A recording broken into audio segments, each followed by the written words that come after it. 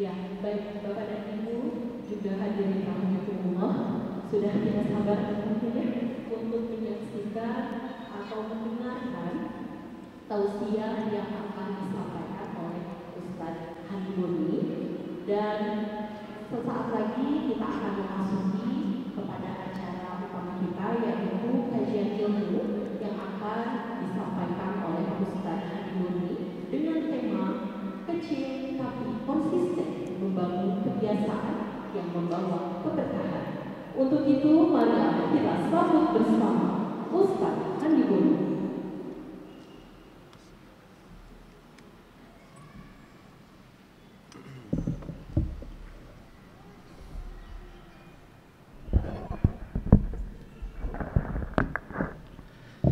A'udzubillahi minasyaitonirrajim. Bismillahirrahmanirrahim. Rabbi shrah li sadri wa yassir li amri wahlul 'uqdatam min lisani yafqahu qawli. Subhanaka la ilma lana illa ma 'allamtana innaka antal alimul hakim. Subhanaka la ilma lana illa ma 'allamtana innaka antal alimul hakim. Subhanaka la ilma lana illa ma 'allamtana innaka antal alimul hakim. Allahumma akhrijna min zulumati wahmi wa akrimna binuril fahmi waftah alaina bima'rifatil ilmi. Allahumma anta rabbi la ilaha illa anta khalaqtani wa ana abduka wa ana ala ahdika wa ahdika mastata'tu a'udzu bika min syarri ma sana'tu abu'u laka bi ni'matika alayya wa abu'u bi dzanbi faghfirli fa innahu la yaghfiru dzunuba illa anta. Allahumma inna nas'aluka salamatan fid din wa afiyatan fil jasad wa ziyadatan fil ilmi wa barakatan fil rizki wa taubatan qoblal maut wa rahmatan indal maut wa maghfiratan ba'dal maut. Allahumma hawin alaina fi sakaratil maut wa najjata minan nar wa afwa indal hisab. Bismillahirrahmanirrahim. Assalamualaikum warahmatullahi wabarakatuh. Alhamdulillahilladzi anzala sakinata fi qulubil mu'minin liyazdadu imanan ma'a imanihim. Asyhadu an la ilaha illallah wahdahu la syarikalah wa asyhadu anna Muhammadan abduhu wa rasuluh. Allahumma salli ala sayyidina Muhammad wa ala alihi wa sahbihi wa man tabi'ahum bi ihsani ila yaumiddin. Qala Allah ta'ala fi kitabil karim, a'udzu billahi minasyaitonir rajim. Ya ayyuhalladzina amanu taqullaha haqqa tuqatih wa la tamutunna illa wa antum muslimun. Alhamdulillah, summa alhamdulillah, bersyukur kepada Allah Subhanahu wa taala pada sore hari ini kita bisa hadir di Masjid Al-Ukhuwah Kota Bandung bersama dengan Basnas Kota Bandung di majelis kajian ilmu kita pada sore hari ini dengan tema, ini temanya kayak judul skripsi, ini panjang, kecil tapi konsisten. Kecil tapi konsisten, membangun kebiasaan yang membawa keberkahan.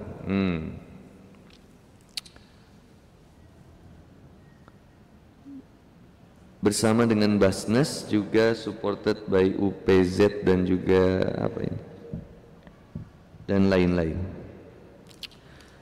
Bismillahirrahmanirrahim. Kalau berkaitan tentang hal yang kecil, itu di Quran itu ada apa?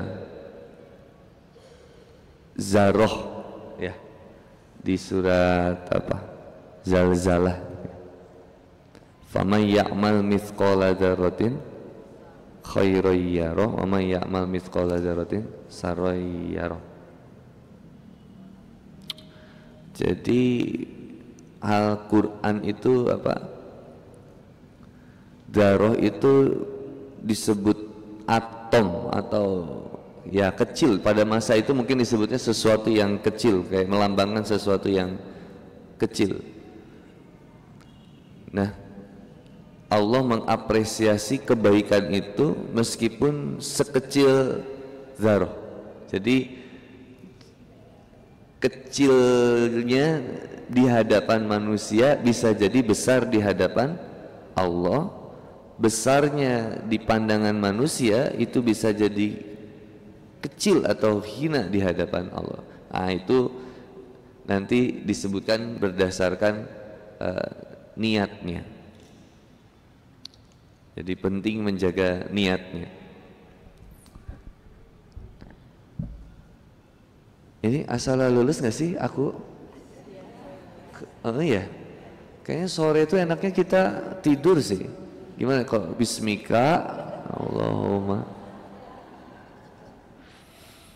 zaroh, jadi sesuatu yang kecil. Meskipun sesuatu itu kecil, tetapi bisa jadi istimewa ketika niatnya luar biasa. Amalan sederhana tapi istimewa di hadapan Allah. Jadi jangan remehkan sesuatu yang kecil atau yang sedikit. Kalau udah dilakukannya karena Allah, jadi istimewa itu. Jadi saya tuh suka terkesima dengan orang-orang yang, mohon maaf ya, orang-orang yang kelihatan biasa tapi bisa jadi luar biasa di hadapan Allah. Contoh kalau, mohon maaf, misal kalau Handi Boni itu kelihatannya kayak yang luar biasa. Gimana kalau sebenarnya biasa di hadapan Allah? Kan rugi. Kita milih terkenal di dunia tapi tidak terkenal di langit ya. Terkenal di bumi tapi tidak terkenal di akhirat. Mending mana? Halo, assalamualaikum. Mending terkenal di bumi, tidak terkenal di akhirat, atau tidak terkenal di bumi tapi dipuji dan terkenal di akhirat? Tuh, ibu-ibu mah pilihnya nukatilu, terkenal di dunia dan terkenal di akhirat. Jadi ulama-ulama salaf zaman dulu itu sangat menghindari keterkenalan. Justru sangat menghindari keterkenalan. Contoh Ibrahim bin Adam. Ibrahim bin Adam itu kalau udah terkenal, majlisnya udah banyak ditinggalin gitu. Pergi cari yang lain. Kenapa? Karena saking nggak mau terkenal. Karena keterkenalan itu bisa jadi racun dalam beramal. Nauzubillah. Pokoknya harus banyak istighfar yang udah terkenal. Nah, saya tuh suka istimewa ngelihat orang yang amalannya mohon maaf, kelihatannya orang biasa, nggak terkenal, biasa aja, tapi amalannya tuh luar biasa, hebat. Saya pernah waktu di Jogja itu makan di sop kaki jangi. Ini ambil hikmah pelajaran bareng-bareng ya. Jadi saya tuh seneng karena diajari sama ibu saya dari dulu itu, kamu tuh harus bersikap baik kepada siapapun, nggak boleh beda. Yuk, kamu mau ketemu orang kaya ya harus baik. Kalau kamu ketemu sama yang miskin harus baik. Orang besar harus baik, orang yang kecil juga harus baik. Pokoknya nggak boleh beda-bedain orang, gitulah intinya. Nah, suatu saat saya makan di sop kaki jangi. Nah, ketika saya makan di situ tuh saya turun dari mobil karena dijemput sama jamaah di sana kan. Kemudian pas turun dari mobil itu saya ketemu sama tukang parkir yang udah sepuh. Nah, saya tuh seneng SKSD karena saya orangnya ekstrovert. Jadi kalau di abur tuh jadi suka deket sama orang.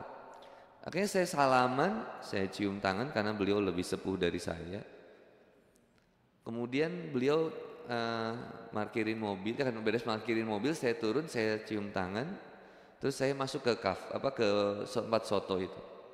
Itu dia emang orang tua, udah sepuh, pakai baju parkiran. Akhirnya saya duduk, kemudian saya makan sambil nunggu yang punya soto cafe ini. Namanya yang punya itu Mas Dinan Safir, mantan pemain timnas sepak bola. Gak lama Mas Dinan itu kemudian datang. Mas Dinan datang, yang disalamin pertama itu tukang parkirnya. Saya bilang luar biasa beliau. Tawadu banget. Maksudnya beliau pemilik kafe itu, pemilik tempat soto itu, tetapi sama tukang parkir tuh beliau humble banget. Dicium tangannya, lalu kemudian masuk beliau. Sampai di tempat, kemudian di meja saya, terus saya bilang, Masya Allah, antum luar biasa, saya bilang. Sampai salaman sama tukang parkir. Terus dia bilang ini, oh iya Ustadz, maaf, itu bapak saya. Bayangin brother, bapaknya luar biasa. Saya mikir, ya Allah, seandainya sikap saya itu beda sama orang, wah saya kecewa, saya malu banget itu. Alhamdulillah sama sikap saya. Maka jangan pernah bersikap beda sama orang. Di dalam kitab Nasoihul Ibad karya Syekh Nawawi Al-Bantani itu disebutin, kamu berbaik-baik sama orang kaya itu 1/3 imanmu tuh hilang. Kamu hormat sama orang kaya tapi sama orang yang miskin kamu nggak hormat, itu 1/3 iman kamu hilang. Makanya hal yang sederhana ini sebetulnya keren, yaitu amalan apa? Berakhlak mulia. Innama bu'istu li utamima makarimal akhlak. Tentang sikap kita sama orang.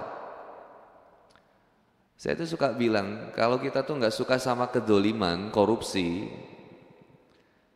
atau apa, tindak apa, ya itu dolim, korupsi, atau apa ya, saya nyebutnya apa ya, kalau ditilang terus bayar tuh sebutnya apa, damai di tempat, oh suap, rasuah. Kalau nggak suka sama itu konsisten dong. Ya kamu bikin SIM-nya mohon maaf, kita bikin SIM-nya jangan nembak. Tapi gagal terus Ustaz, ya nggak apa-apa. Berarti kita belum layak berlalu lintas daripada mencelakakan. Ini tingkat celaka tinggi itu karena ya hukum aturannya nggak ketat sih. Berapa denda orang itu buang sampah sembarangan itu berapa? Halo, Assalamualaikum. Berapa denda orang buang sampah sembarangan itu berapa? Tergantung daerahnya. Ada yang 5 juta, 10 juta, ada sanksi sosial mungkin. Karena nggak tegas ya jadinya biasa aja. Aturannya nggak kuat. Nah, akhlak mulia itu berhubungan yang pertama itu. Allah yang menciptakan disebut Khaliq, Allah menciptakan disebut makhluk.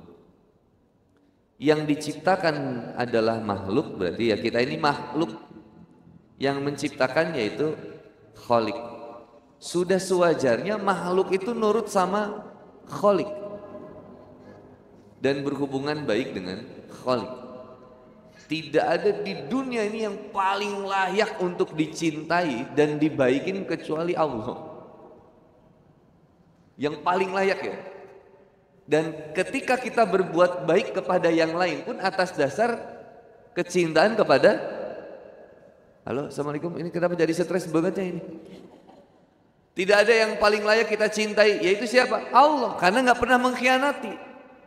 Allah nggak pernah mengkhianati, Allah nggak pernah ngebohong, nggak pernah itu. Ibu bapak kerja sama siapa? Bos, ya, bos ada mungkin manusia juga, ada berkhianatnya, ada lupanya, terkena sifat buruk. Tapi Allah ya nggak pernah. Maka paling layak untuk kemudian dihormati, diikuti setiap aturannya ya Allah.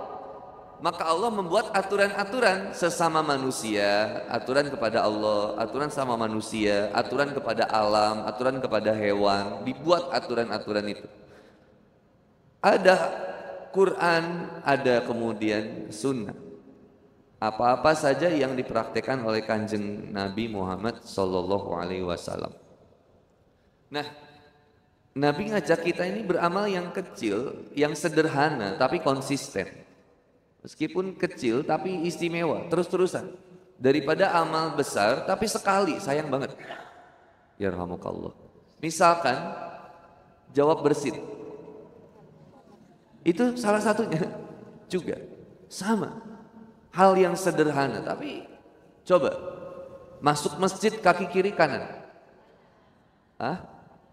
kanan. Tadi ingat masuk masjid pakai. Masya Allah. Nah itu salah satu contoh konsisten. Tapi saya ini sedikit ngawalin dulu ya, mohon maaf ngawalin. Karena sampai jam 5 lah awalan, nanti jam 5 baru kita bahas how to. Bukan saya yang udah paling jago, tapi teorinya wes dapet. Teorinya ada, sama-sama kita jalanin. Jadi akhlak itu luar biasa. Itu akhlak itu dilatih. Saya tuh gak pernah diajarin sama orang tua saya itu pipis di pinggir jalan misalkan. Nggak pernah. Atau disuruh apa? Ya selalu disuruh buang sampah itu ke tempatnya gitu. Jangan buang sampah sembarangan. Selalu disuruh sama orang tua. Jadi bayangin, kita butuh berapa tahun untuk merubah mentalitas, pola sikap berperilaku di Indonesia yang hal yang sederhana. Menghargai orang. Masih ada nggak di Bandung motor yang naik trotoar, Pak? Nah, itu hal yang kecil, sederhana tapi bikin kesel itu. Masih ada nggak yang ngerokok di jalan sambil naik motor, naik mobil? Ada? Bikin kesel nggak? Ada aturannya, Pak? Ada itu, Pak. Sehingga hal yang kecil ini justru bisa jadi dolim kita, nggak boleh dolim sama orang. Umat Islam tuh kalau menjalankan aturannya, wes pasti tertib. Nggak pernah diajarin tuh. Kita diajak untuk kemudian jujur, nggak dolimin orang. Ayo hal yang kecil laksanain, jangan terlalu fokus ke yang besar-besar. Bukan nggak baik, tapi maksudnya representatif Islam itu akan dilihat ya dari kita. Karena kita ini brand ambasadornya Islam. Lah gimana Islam ini bisa kemudian dilihat jadi buruk? Kalau yang selalu muncul itu pelaku-pelaku yang buruk. Islam nggak pernah mengajarkan untuk kita mabuk, nggak pernah. Kenapa sekarang kita melegalkan mabuk? Islam nggak pernah nyuruh kita buat judi, nauzubillah. Kenapa sekarang dibiarkan judi di negara yang mayoritas Islam? Islam nggak ngajarin kita korupsi. Lah kenapa sekarang yang paling banyak korupsi malah orang Islam di negara mayoritas Islam? Artinya nilai-nilai Islam ini nggak dijalankan sama pemeluknya. Maka waktu itu ada seorang orientalis itu mengatakan the best religion in the world is Islam, but the worst worshipper in the world is Muslim. Agama yang paling baik di dunia ini Islam, tetapi pemeluk agama yang buruk itu adalah Islam. Kita bisa kritisi dari dua sisi, mau negatif mau positif. Yang negatif boleh kita menghina, dia salah. Islam nggak kayak gitu. Di yang kedua, yang positifnya kita berusaha ambil hikmahnya apa yang harus diperbaiki sebetulnya. Yaitu tadi hal-hal yang kecil tapi jadi berdampak besar. Nah, sekarang apa yang harus kita rubah sebetulnya? Be a good Muslim. 24 hours to become a real Muslim. 24 jam menjadi Muslim yang baik. Mungkin temanya saya rubah sedikit jadi kayak gitu. Halo, assalamualaikum. Dengan landasan ayat "Faman ya'mal misqala dzarratin khairan yarah, wa may ya'mal misqala dzarratin syarran yarah."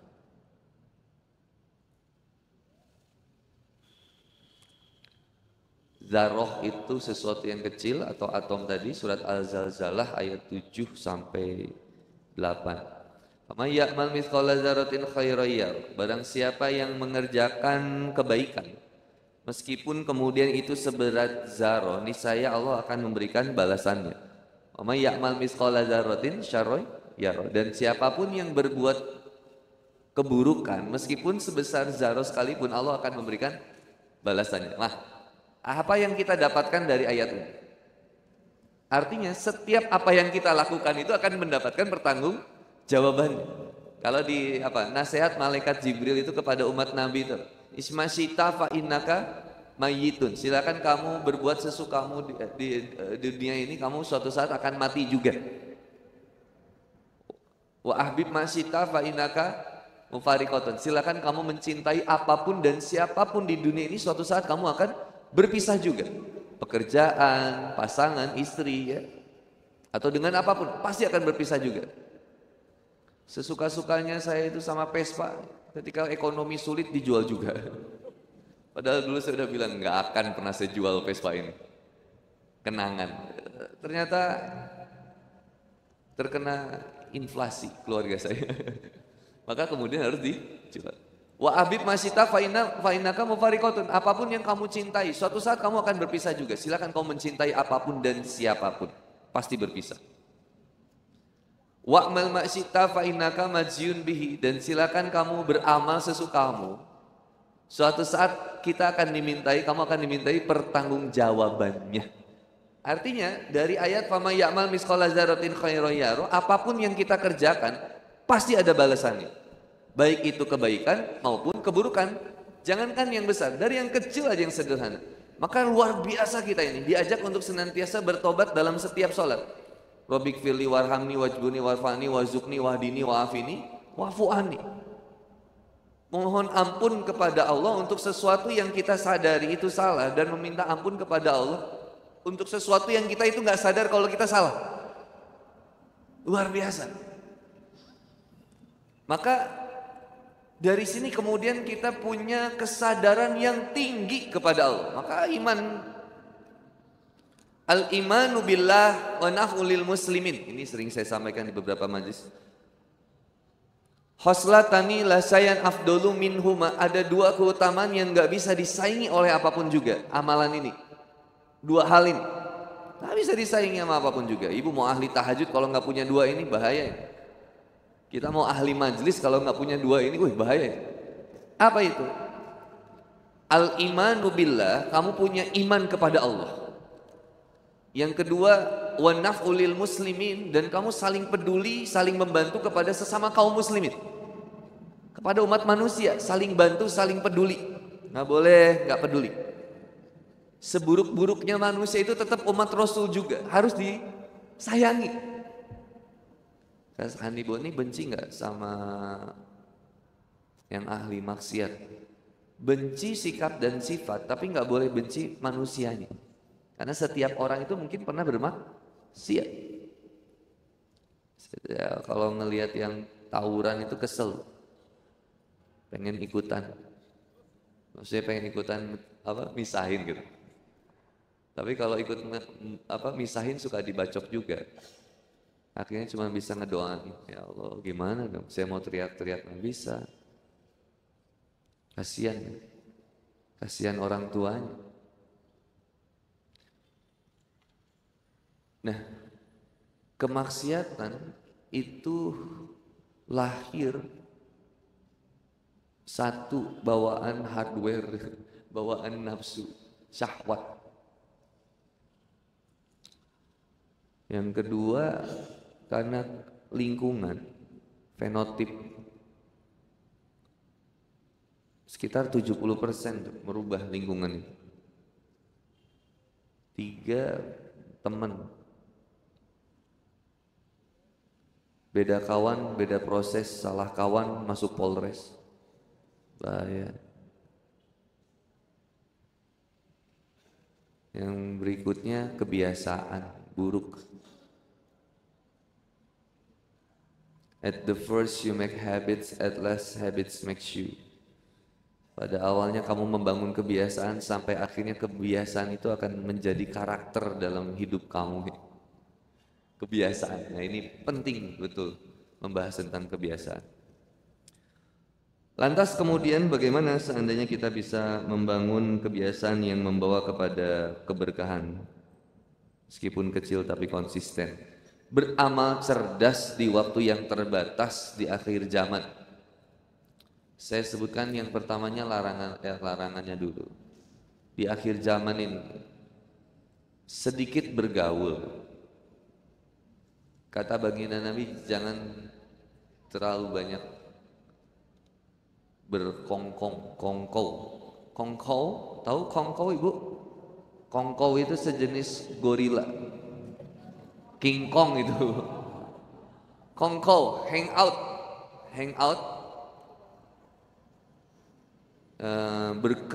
Berkumpul untuk sesuatu yang nggak penting-penting banget. Nggak usah, sedikitin banyak bergaul. Kalau Bapak pembisnis atau pengusaha ya silaturahim Pak, membangun silaturahim relasi itu penting. Tetapi yang kadang orang 12 bablas itu adalah membuat skala prioritas pertemuannya mau berapa lama, apa yang mau diobrolin, selesai ya udah. Gak usah terlalu banyak yang kemudian maintenance klien yang sampai akhirnya jadi maksiat. Gak usah. Saya sempat ditanya, gimana hukumnya saya punya klien, yang klien ini hobinya itu Ustadz karaokean, dugem. Saya kalau nggak deketin dia, saya nggak dapat proyek. Tinggalin saya. Rubah dari yang tadinya ngajak mabuk, ngajak makan, maintenance kliennya jadi ajak kuliner. Nggak usah ke yang hal negatif. Kalau diajak suruh kayak gitu nggak usah. Tapi kehilangan klien nggak apa-apa, berkah dapat rezekinya. Halo, assalamualaikum. Ibu jadi PNS misalkan, PNS pegawai Nabi SAW.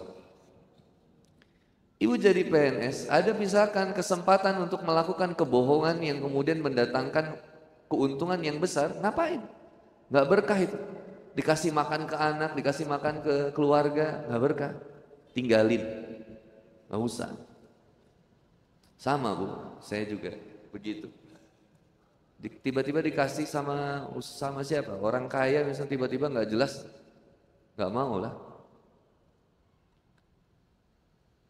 Panghoream-horeamna deket jeung jelma beunghar. Kusabab deket jeung jelma beunghar mah dinu urangna teu boga duit sok inget ka manehna. Ini kalau pakai Sunda ngerti gak sih? Pangteu ngeunah-ngeunahna boga baturan jelma beunghar. Di mana ninggang kasusah nu diingetnya jadi lain Allah ngadon manehna. Maka langsung nge-WhatsApp Manawi nuju nyantai teu ieu nyelang heula. Jadi yang dicari dulu itu malah makhluk bukan kholik. Entah sok kalau ibu nggak punya kenalan orang kaya, bergantungnya hanya kepada Allah. Halo, assalamualaikum. Benar nggak Pak? Gitu Pak. Maka yang kedua selain banyak bergaul, mengurangi banyak berbicara. Nggak usah banyak ngomong. Kalau nggak penting-penting banget, cici. Kalau banyak ngomong, khawatir nanti terlalu banyak ngomong itu kalau nggak jadi membual, berbohong, fitnah, atau jadi gibah, udah. Nggak penting-penting banget, diam aja. Coba ya, main Mobile Legend, main aja fokus. Banyak main Mobile Legend sambil ngebacot. Ini tuh, diam. Kalau nggak usah main game. Yang ketiga, mengurangi banyak makan. Aduh, ibu-ibu langsung. Ini harus mengurangi banyak makan. Oke, dah segitu dulu. Nah, saya suka menjelaskan ayat surat Al-Hasr sebelum. Kalau berkaitan tentang kebiasaan atau tentang Al-Hasr yang atau surat Wal Asri, Al-Asr atau Al-Hasyr. Al-Hasyr bisa, Al-Asr bisa. Kalau Al-Hasyr ayat 18 itu. Ya ayyuhalladzina amanu taqullaha wal a'udzubillahi minasyaitonir rajim. Ya ayyuhalladzina amanu taqullaha wal tanzur nafsum ma qaddamat liqad wattaqullaha innallaha khabirum bima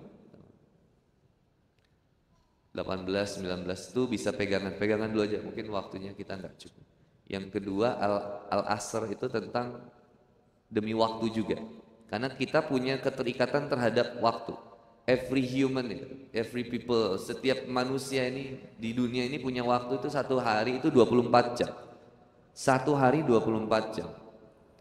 Berarti satu minggu itu tinggal dikali 24 jam dikali 7 hari dalam seminggu 74 82 72 14 tambah 2 16 itu 68 168 jam dalam satu minggu itu nggak ada waktu buat ngaji, itu aneh itu. Maka diluangkan waktu. Nah sekarang to become real Muslim 24 hours to become real Muslim 24 jam menjadi muslim yang baik bagaimana? Kata Imam Syafi'i rahimahullah mengatakan Lau tadabbarona suhadihi surah lawasi'atu. Seandainya kamu mau mentadaburi semua surat Al-Quran ini, sebenarnya cukup kamu mentadaburi surat Al-Asr. Maka Al-Asr ini menyebutkan wal asri innal insana lafil usri illa ladzina amanu wa amilus solihati wa tawassaw bil haqqi wa tawassaw bis sabr. Itu ada menurut tafsir Al-Marogi itu menjadi beberapa poin. Yang pertama, mengilmui Islam.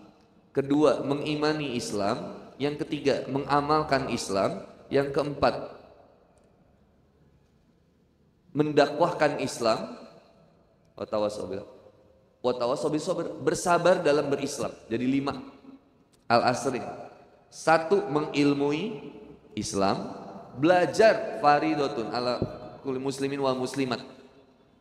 Belajar itu wajib bagi setiap muslim dan muslimat. Datengin kajian majelis ilmu. Datengin, jangan datengin yang viral doang atau yang ganteng doang, jangan.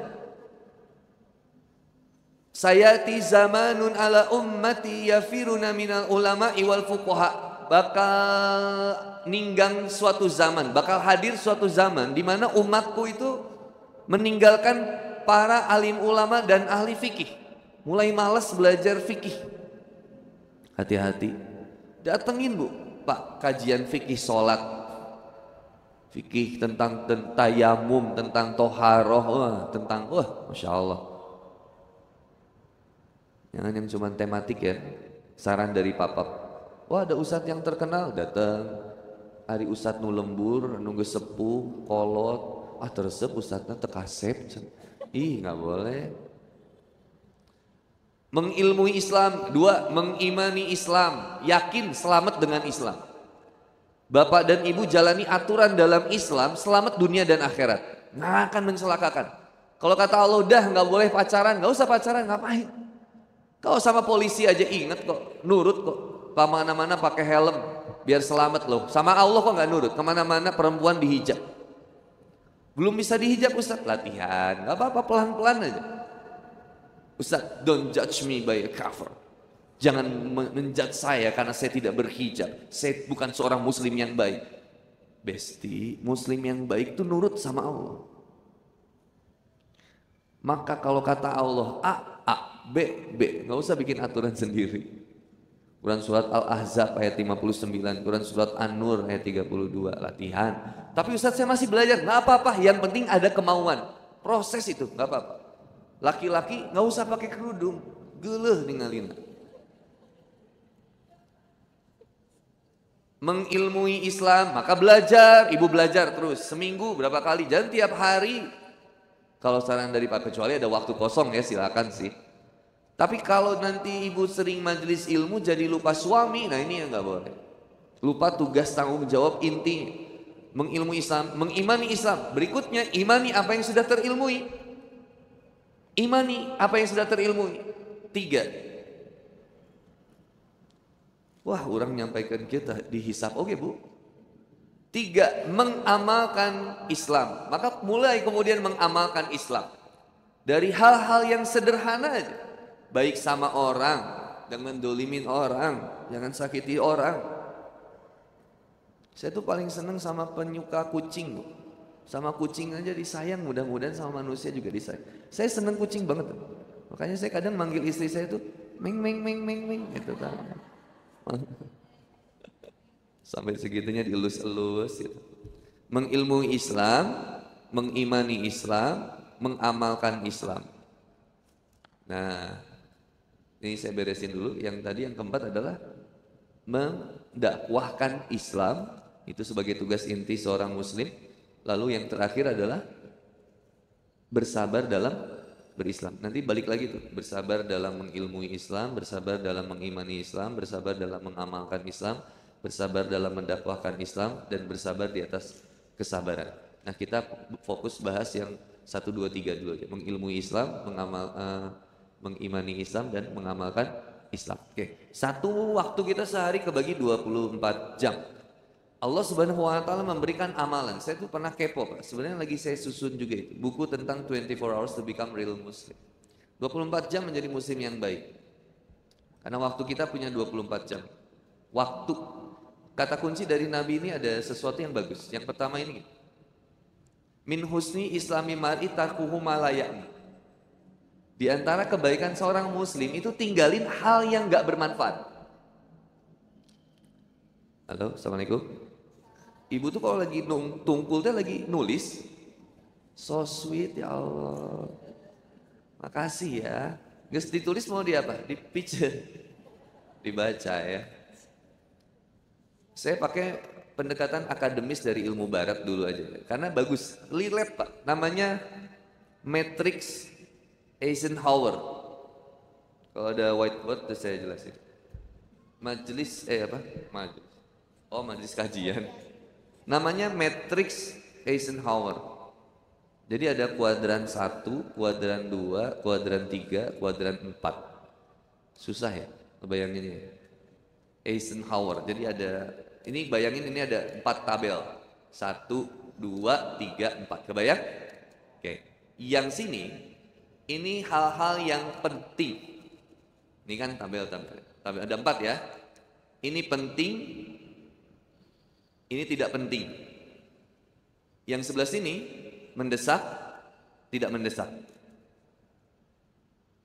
Atau browsing aja nanti Eisenhower. Itu saya dulu kuliah kalau saya ngajar di Entrepreneurship Academy atau ya pengusaha itu, saya kasih Matrix Eisenhower. Jadi ini penting, tidak penting, mendesak, tidak mendesak. Maka kuadran yang 1 itu judulnya penting, mendesak, artinya urgent.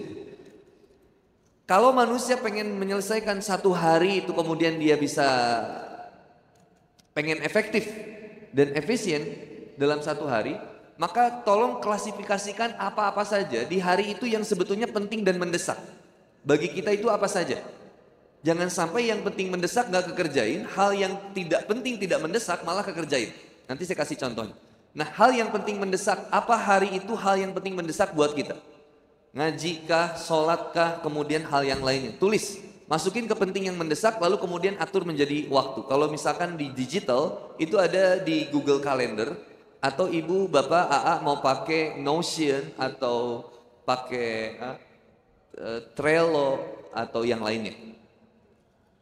Time management namanya.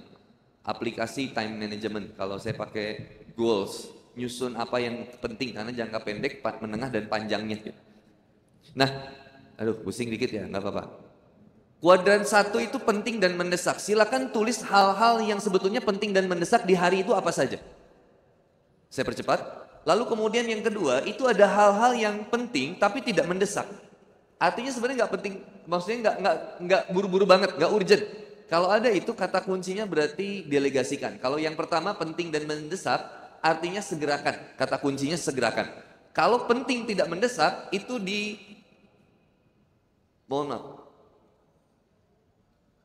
penting tapi tidak mendesak, direncanakan. Kalau penting tapi tidak mendesak, ya berarti bisa direncanakan, di planning. Apa yang sekiranya bisa di planning di hari itu. Nggak harus saat itu hari itu dikerjain. Oh, ini bisa kayak liburan. Ibu liburan mau healing. Kan nggak jadi sesuatu yang penting dan mendesak kan? Penting tapi tidak mendesak, artinya bisa dinantikan ke yang lain. Kemudian yang kuadran yang ketiga berarti sesuatu yang tidak penting tapi mendesak. Ini tabelnya kebayang? Kebayang nggak? 1, 2, 3, 4. Tabel yang pertama berarti tabel yang penting dan mendesak. Yang ini berarti penting tidak mendesak. Berarti kalau penting mendesak itu segerakan, kata kuncinya. Kalau penting tapi tidak mendesak bisa direncanakan. Nah yang bawah berarti hal yang tidak penting tetapi mendesak. Maka kata kuncinya delegasikan. Itu sebenarnya tidak penting tapi mendesak, saat itu harus dipenuhi. Misalkan ketika itu kemudian ada sesuatu yang hadir tuh. Galon tiba-tiba habis, kita lagi di luar ya. Hal itu bisa jadi hal yang tidak penting tetapi mendesak, harus ada. Nah bisa kemudian didelegasikan siapa yang bisa ngisi. Dan hal-hal yang lainnya, ngurus kucing misalkan, atau misalkan ada tiba-tiba ada barang yang ketinggalan. Ya kalau ibu balik lagi kan repot ya. Ini penting, hal yang mendesak nih, misalkan handphone mendesak ketinggalan gitu. Atau laptop ketinggalan di rumah, ibu udah di kantor. Itu hal yang mendesak tuh, padahal harus dibutuhkan. Tapi sesuatu yang sebetulnya tidak penting, kalau ibu harus pulang dulu ke situ, kemudian kan wasting time banget. Berarti bisa delegasikan, nganter pakai Gojek atau siapa yang bisa anterin atau hal-hal yang lainnya lah yang berkaitan tentang delegasikan. Yang terakhir, hal yang tidak penting, tidak mendesak itu dieliminasi atau dihilangkan atau dikurangi. Contoh hal-hal yang nggak penting itu misalkan nonton drakor satu hari full berapa kali episode langsung, serial, Red itu tidak penting dan tidak mendesak sebetulnya. Main games itu tidak penting dan tidak mendesak. Terserah, mohon maaf. Apa yang menjadikan itu kan tergantung kitanya. Karena kalau bagi pro player mungkin main games itu menjadi sesuatu yang penting dan mendesak mungkin. Tapi kalau ibu mau jadi become the real Muslim, silakan klasifikasi 4 yang tadi ini. Setelah itu ada hal untuk membangun kebiasaan yang baik. Nanti saya sampaikan di akhir. Tapi saya awali dengan berikutnya. Setelah hal ini sudah muncul, baru berikutnya amalan apa saja sebetulnya yang bisa kita kerjakan di hari itu. Contoh, kalau ibu nyusun harian, otomatis berarti sebetulnya sholat 5 waktu itu udah menjadi booking tetap, nggak bisa diganti bagi seorang muslim. Subuh, zuhur, asar, maghrib, isya. Subuh berapa rakaat? 2. Zuhur, asar, maghrib, isya. Sarua gedinya. Sejeng di kopo. Nah berarti waktu subuh itu sebagai waktu patokan. Maka subuh, berarti kalau gitu saya kalau misalkan subuh jam 4 misalkan, jam 4.15, maka sebelumnya ibu harus bangun, ya kan? Maka sebelumnya ibu harus bangun, mau bangun jam berapa? Tapi sebelum amal itu ada amalan lagi nggak? Ada. Aduh, gini, amalan apa ketika bangun tidur itu bagusnya bangun jam berapa? Ya gini, Nabi itu tidur sehari 3 kali. Satu itu Nabi tidur ba'da isya, itu Nabi udah tidur, kita jam 8, jam 9, kalau nggak ada tamu. Bangun sekitar kemudian jam 12. Karena Nabi itu harus wasolu bilaili wa nasuniyam, sholat malam ketika orang lain itu tidur. Nah itu waktu-waktu the best of, waktu terbaik gitu. Di atas jam 12 sampai sebelum subuh. Nah Nabi tidur yang kedua itu ketika azan awal. Yang ketiga Nabi tidur itu qailullah, itu sekitar sebelum zuhur. Tidur itu kebagi 3 pola, ada deep sleep, ada light sleep, ada REM sleep atau rapid eye movement sleep. Kapan-kapan saya jelasin itu. Lalu kemudian tidurnya Nabi itu sebentar tapi berkualitas. Nah tidur yang zuhur sama azan awal itu tidur, kalau kata orang Sunda tuh ngerepin, nguburan atau maksudnya menenangkan doang. Sekejap lah gitu maksudnya, sekejap, nggak yang sampai naum, sampai siganu sakratul maut, ngelenyap aja, tapi 15 menitan. Itu kalau di sekolah, wah, kalau Pak Dedi bikin kebijakan sebelum zuhur tidur 15 menit, tingkat kecerdasannya bisa ningkat kita. Yang sekolah, bener, di Cina udah dipraktekin. Kemampuan otak manusia jadi lebih baik ketika tidur sebelum zuhur sekitar at least 15 menit lah. Dan siang nggak terlalu banyak makan, nggak terlalu banyak karbo gitu. Nasi ketemu kentang, udah gitu. Ibu mah isuk-isuk nasi koneng atau si uduk. Nah bangun Nabi misalnya tidur, misalkan kita bangun tidur, amalan berikutnya apa? Nah bagusnya Islam. Setiap antara waktu sholat yang lama itu selalu ada ibadah sholat lagi. Misalkan isya sama subuh itu jauh, ada sholat tahajud atau qiyamul lail. Silakan kita bebas, mau sepakat berapa, mau 11, mau 23, mau enggak. Yang penting sholat malam. Wassolu bilaili wa nasu niyam. Maka kalau ibu bangun sepertiga malam itu berarti jadi amalan yang bisa kita kerjakan. Sebaik-baiknya sholat setelah sholat 5 waktu yaitu sholat malam. Lalu kemudian ibu bangun, ada yang kemudian menyunahkan, ada yang menyarankan untuk mandi. Saya pernah diajari sama kiai saya itu mandi subuh jam 3. Ustadz dikerjain sama Ustadz, ente tiris. Di imah saya itu tidak ada water heater. Ada sih, cuman suka konslet. Kadang suka nahar cai, tahu nggak nahar cai? Kalau mau mandi tuh ngedagoin dulu. Nungguin. Astagfirullahaladzim.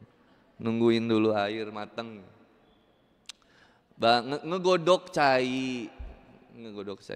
Lalu kemudian bangun mandi misalkan, kemudian sholat. Nah, sebaik-baiknya sholat laki-laki ke masjid, subuh ke masjid.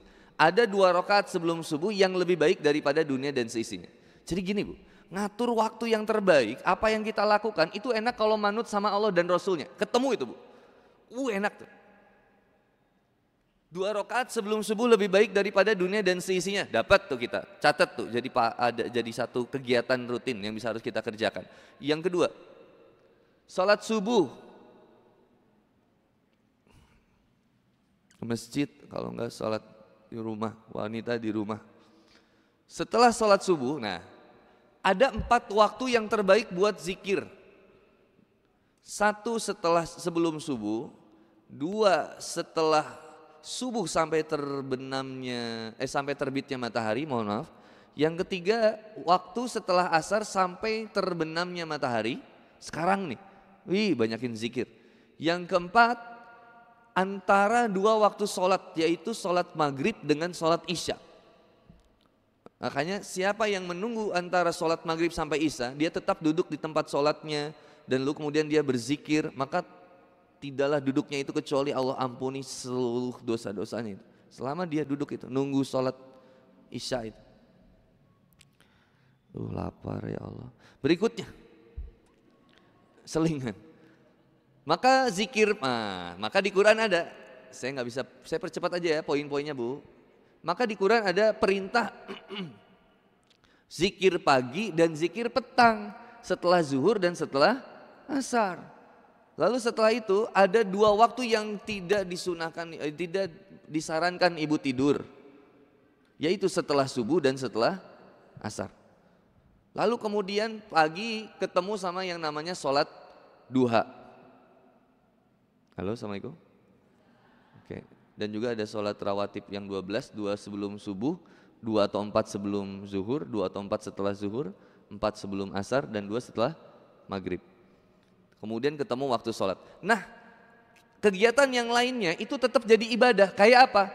Teman-teman ada yang sekolah, ada yang kuliah, ada yang kerja atau berusaha. Maka Nabi bikin kemudian aturannya, pengusaha atau pekerja itu. Pakai analogi, burung itu pergi pagi pulang petang. Dan pulang membawa makanan bagi anak-anaknya. Artinya ya memang waktu yang kerja buat efektif itu adalah waktu yang pagi kemudian sampai ke petang. Bedanya pekerja sama pengusaha, inilah bedanya. Kalau pekerja waktunya udah dibatas, berangkat jam segini, masuk jam segini, pulang jam segini. Pengusaha dia itu tanggung jawab terhadap diri dia sendiri. Tanggung jawab terhadap diri sendiri untuk mengatur waktunya. Maka gimana cara untuk kemudian kita membuat sesuatu yang kemudian tadinya nggak menarik atau sesuatu yang nggak biasa jadi biasa? Itu di dalam buku Atomic Habits, judulnya itu penulisnya James Clear, itu ngebagi, kita pakai ilmu barat sedikit karena liret sama ilmu Islam. Yang pertama tuh ada istilah make it obvious. Itu bikin sesuatu itu selalu terlihat sama pandangan kita. Contoh, kita mau rajin baca Quran, maka bikin sesuatu itu gampang terlihat. Maka Quran itu kalau bisa ditempatkan di tempat yang suka kita lihat. Misalkan di meja tamu, di mana, nah suka dilihat sama kita. Semakin sering dilihat, semakin kita jadi ingat terhadap keinginan kita untuk ngebangun kebiasaan. Make it obvious. Yang kedua, dibuat menjadi menarik. Contoh, kalau ibu mau baca Quran, ibu beli Quran yang misalkan Quran apa? Ibu kan sekarang Quran tuh banyak-banyak tuh ya, ada Quran edisi floral gitu, ada edisi apa, edisi kulit atau apa. Silakan ibu pilih Quran yang ibu suka supaya menambah kesukaan kita untuk membacanya ya. Atau memudahkan ibu butuh Quran yang A1 misalkan, A1 segede apa ya, A5 kecil, A4, A5 ya, A5 semakin angka tuh semakin kecil semakin gede ya. A3 misalkan, rada gede kan. Yang rada gede karena udah sepuh misalkan, beli supaya ibu semangat bacanya gitu. Jadi nggak ada alasan, abi mah hoyong ngaji teh ieu teka tinggal, lain bung ngaji mah teka tinggal, nyatu meuli nu gede. Iya, duit nanti. Maka mencari uangnya menjadi jihad. Yang kemudian cara membangun kebiasaan berikutnya itu Bu, satu dibuat selalu kelihatan, kedua dibuat menarik, yang ketiga dibikin reward, ada rewardnya. Misal saat saya ketemu Gus Rizky itu, Gus Rizky itu sehari itu khatam 30 juz. Nah, berarti kebayang ya ngajinya waktunya luar biasa. Nah, kalau saya mau ngejar Gus Rizky itu kan susah ya. Saya pakai waktu 10 hari ya. Targetnya 10 hari. 10 hari 30 juz. Artinya satu hari itu berarti 3 juz. Nah, banter-banter paling minimal sebulan berarti 30 juz. Paling malesnya sebulan 30 juz. Nah, oke, sekarang kita dari yang paling ringannya. Kalau sebulan 30 juz, maka sebetulnya satu hari itu berapa? 1 juz. Oke. 1 juz itu kelihatan berat karena 1 juz itu ada sekitar 10 lembar 20 halaman. Sekitar segitulah ya. Maka kalau ibu mau ngajinya misalkan 1 juz sehari, maka tinggal dibagi 20 lembar ini dalam satu hari ibu yang 24 jam. Oke, paling gampang dibagi waktu sholat aja. Bagi misalkan ibu bagi waktu sholat. Misalkan ada 5 kan 5 waktu sholat. Berarti 5 dibagi 20 halaman. Berarti ada berapa? Halo, Assalamualaikum. 5 dibagi 20 halaman berarti jadi 4 halaman. 4 halaman di waktu sholat itu bisa misalkan qobla dan ba'da. Bagi 2 lagi, berarti 2 halaman sebelum sholat dan 2 halaman setelah sholat. Itu jadi lebih ringan itu. Nah, kalau itu nggak achieve, maka ditimpakan ke hari yang berikutnya. Misalkan hari yang pertama nih saya target 1 juz, ternyata cuman beres 10 halaman misalkan. Maka di hari berikutnya itu jadi tambah. Jadi berapa? 30 halaman gitu. Nah, kalau achieve itu akhirnya kita mereward buat diri kita. Misalkan kalau saya achieve 1 bulan 30 juz, saya mau makan seblak. Enggak bagus ya. Rewardnya misalkan apa? Saya mau beli apa sih makanan yang lagi viral-viral sekarang?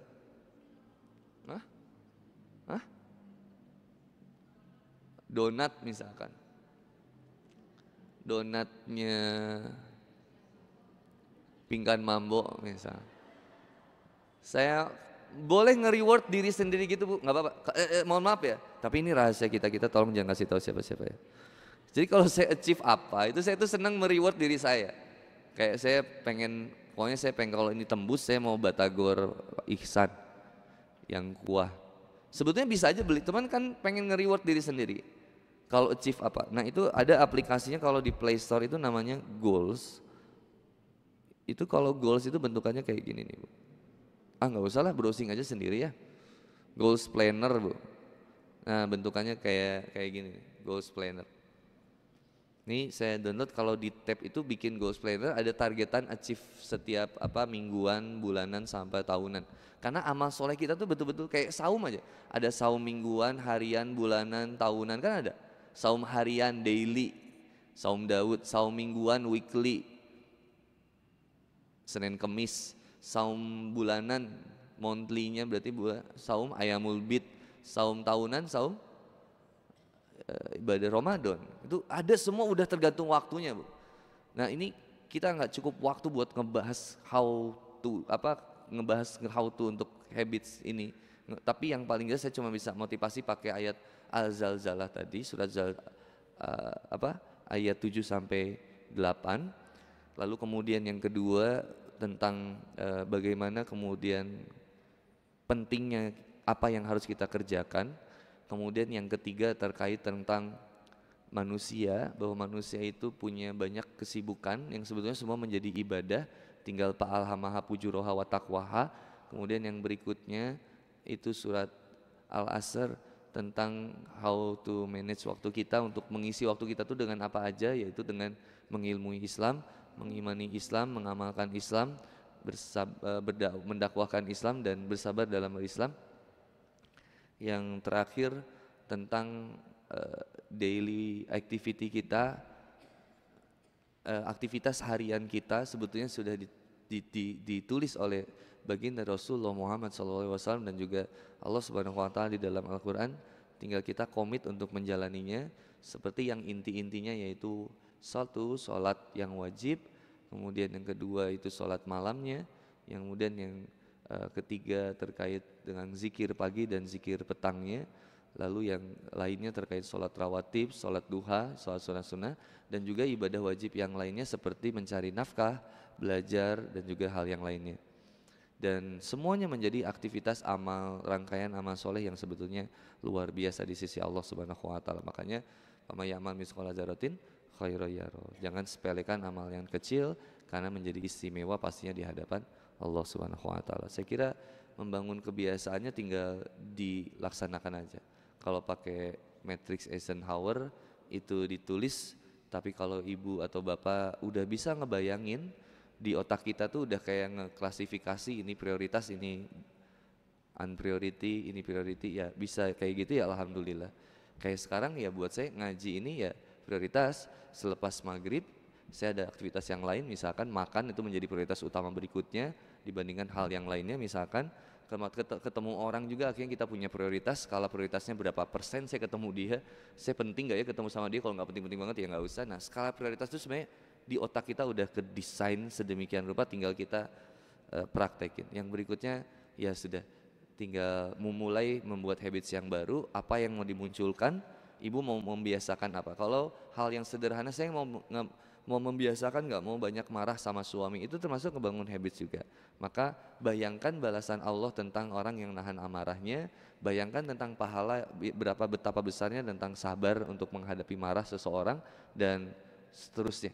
Tinggal dilihat. Kalau ibu pengen ngebiasain rajin sedekah, cari dalil-dalil fadilah amal tentang sedekah itu, terus jadiin motivasi buat ibu, dan bikin ada satu misalkan canceling di rumah yang bisa bikin ibu rutin sedekah subuh, yang nanti seminggu sekali atau sebulan sekali ibu bawa ke majelis ilmu, lalu ibu sedekahkan ke situ atau infakkan di situ.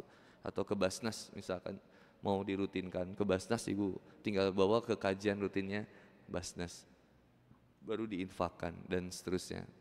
Allahu a'lam bishawab. Saya kira itu dulu karena nggak kerasa sudah mau isya.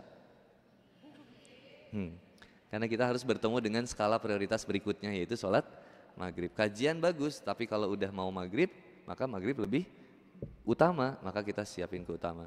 Kecuali kalau isya, Bu, kalau isya boleh diakhirkan ketika kemudian kita lagi proses belajar, boleh diakhirkan, isyanya ditangguhkan, ditunggu azan dulu biasanya, kemudian lanjut kajian, baru setelah kajian beres baru isya berjamaah, boleh. Tapi kalau maghrib, nah ini utama ya. Allahu a'lam bishawab. Saya sekali, ibu dan bapak sekali. Allahumma anta rabbi la ilaha illa anta khalaqtani wa ana abduka wa ana ala ahdika wa wa'dika mastata'tu. A'udzubika min syarri ma sana'tu abu'u laka bi ni'matika alayya wa abu'u bidzanbi faghfirli fa innahu la yaghfiru dzunuba illa anta rabbana atina min ladunka rahmatan wa hayyi lana min amrina rasyada rabbana atina fid dunya hasanah wa fil akhirati hasanah wa qina azabannar. Subhana rabbika rabbil izzati amma yasifun, wassalamu alal mursalin, alhamdulillahi rabbil alamin. Allah, insyaallah kita ketemu di lain waktu dan kesempatan. Jazakumullah khairan katsiran. Billahi taufiq wal hidayah. Wassalamualaikum warahmatullahi taala wabarakatuh. Waalaikumsalam. Alhamdulillah, Bapak dan Ibu hadirin rahimakumullah, telah kita dengarkan bersama tausiah dari Ustaz Hadi Bani. Terima kasih Pak Ustaz untuk tausiahnya. Dan seperti yang Ustaz bilang tadi bahwa hal kecil dapat menjadi istimewa jika dilakukan secara konsisten. Betul ya Ustaz ya? Jadi dengan kebiasaan baik kita seperti sholat wajib, sholat duha, sholat rawatib, berzikir sampai membaca Al-Quran merupakan kebiasaan baik yang dapat membawa keberkahan di dalam hidup kita semua, Bapak dan Ibu. Baik, terima kasih Pak Ustadz untuk waktunya, untuk tausiah dan ilmunya kepada kita semua. Dan mohon maaf Bapak dan Ibu, mungkin ini hari ini ada mau tanya jawab atau? Oh, masih ada waktu? Cukup. Masih ada waktu? Apa udah? Boleh satu pertanyaan? Oh, boleh. Boleh kepada Bapak dan Ibu. Oh, itu. Kita buka sesi pertanyaan dulu kepada satu penanya. Ada yang mungkin dari Ahwat atau apa bisa? Yang Ustaz? Itu yang pojok. Oh, yang pojok. Boleh ke depan, Teteh? Ah, ya.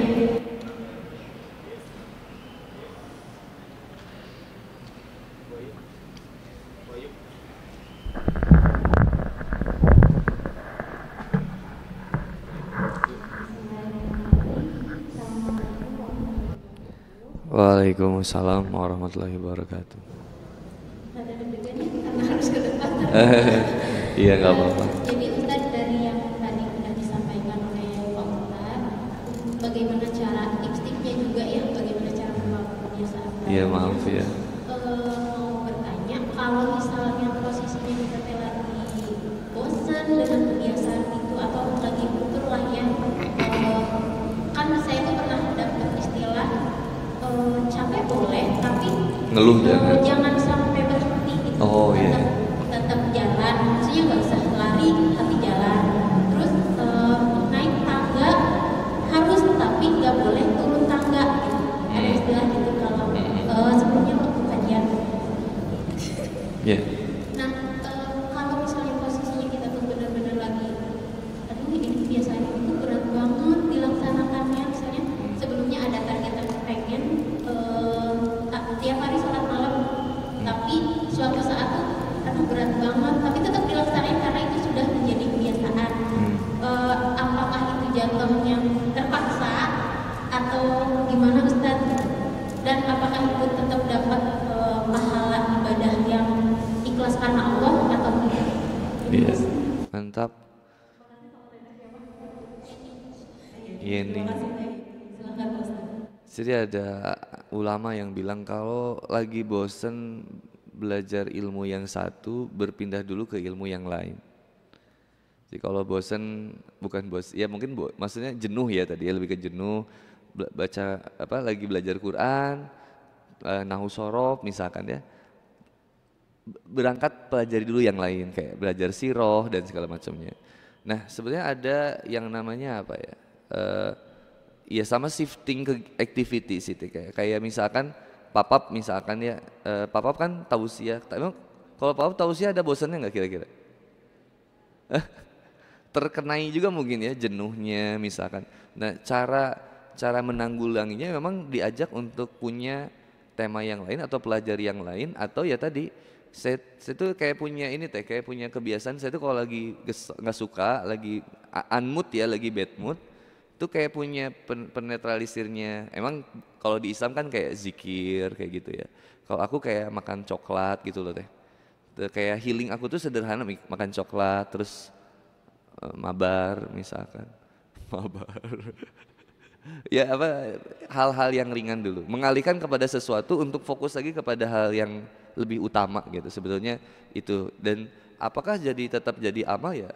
Allah tuh paham bagaimana upaya kita untuk berjuang melakukan itu tuh ngerti banget. Jadi ya diapresiasi tetap sih di Allah akan mengapresiasi itu semua. Tapi tadi ketika kita tahu sadar sekarang, oh kita lagi bosan A B C D, ya jangan berhenti, betul. Mending alihin ke yang lain lebih produktif. Justru orang-orang yang ngerasa cukup dengan apa yang ada, kayak orang cukup kuliah doang, menurut aku ya kurang. Mending aktif di organisasi, hidup ini tuh jemput masalah, jangan nggak mau punya masalah gitu. Harus cari masalah. Orang lain nggak mau belajar bahasa Korea, teteh belajar tuh cari masalah kan namanya.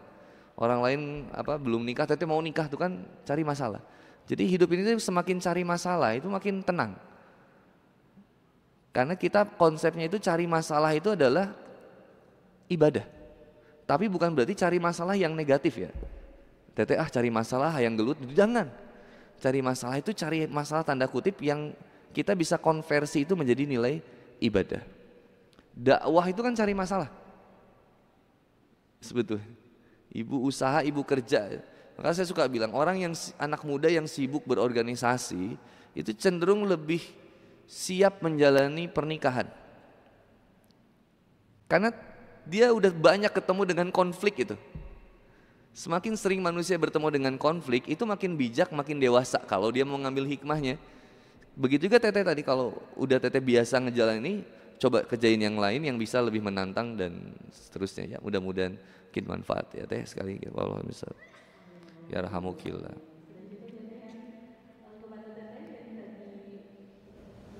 Bertanya, kita kasih door prize, boleh maju lagi teh? Door prize, door itu pintu, prize hadiah pantok. Ya Ustaz, kita ini ada door prize. Ada door. Ina Cookies. Ina Cookies, oh teh Ina. Iya, masya Allah. Ya terima kasih. Mungkin terima kasih ya Pak Iya, Ustaz. terima kasih banyak semuanya, terima kasih. Ya, terima kasih untuk semua jawaban, ilmu dan segala yang telah Pak Ustaz berikan kepada kita semua. Tadi semua ilmunya kami ucapkan terima kasih. Dan kepada Bapak dan Ibu, ini adalah acara majelis kajian ilmu yang diselenggarakan oleh Basnas Kota Bandung. Dan Basnas Kota Bandung ini merupakan lembaga pemerintah non-struktural yang mengelola zakat, infak, sedekah, juga dana sosial keagamaan lainnya. Juga kita menyalurkannya langsung kepada para penerima manfaat di lingkungan Kota Bandung, gitu Bapak dan Ibu. Dan Bapak dan Ibu jika ingin menyalurkan atau menitipkan hartanya, zakat, infak, sedekahnya melalui Basnas Kota Bandung, dapat langsung bisa dilihat langsung di Instagramnya Basnas Kota Bandung, ataupun kita ada website Basnas Kota Bandung yaitu kotabandungbasnas.go.id. Begitu Bapak dan Ibu. Dan alhamdulillah pada sore hari ini kita sudah mendengarkan kajian ilmu tentang kecil tapi konsisten membangun kebiasaan yang membawa keberkahan. Dan sebelum acara ini saya tutup, saya ingin mengucapkan terima kasih yang sebesar-besarnya kepada Bapak Ibu hadirin yang telah hadir pada sore hari ini di Masjid Agung Al-Wafa Kota Bandung.